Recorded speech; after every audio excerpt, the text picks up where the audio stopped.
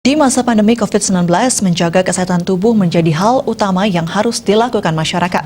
Selain mengkonsumsi makanan bergizi, berolahraga dan cukup istirahat, kesehatan tubuh bisa dilakukan dengan menjaga kesehatan lingkungan dan menjauhi narkoba dan zat-zat adiktif.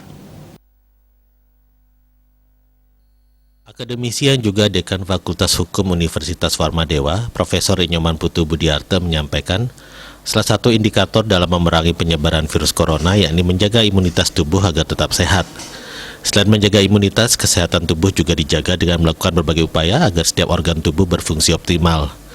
Upaya menjaga kesehatan juga bisa dilakukan dengan cara menjaga lingkungan sekitar tetap bersih dan menjauhi narkoba yang juga sangat penting untuk dilakukan. Diharapkan dengan menjaga kesehatan, menaati prokes dan vaksinasi, penyebaran virus corona semakin menurun. Pemberian bantuan tong sampah atau nanti melakukan kebersihan di mana agar lingkungan menjadi sehat.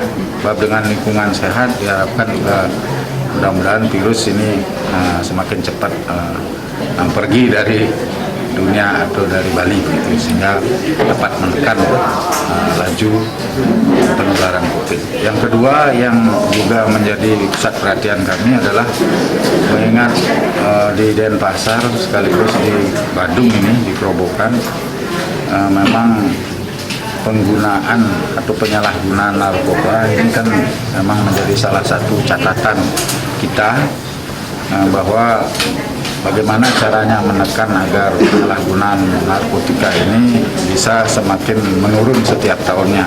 Selain menjaga imunitas dan kesehatan tubuh, protokol kesehatan COVID-19 seperti mencuci tangan, menghindari kerumunan, menggunakan masker, dan rutin mencuci tangan serta mengurangi mobilitas harus dikuatkan dan dibiasakan. Indrawan, Bali TV.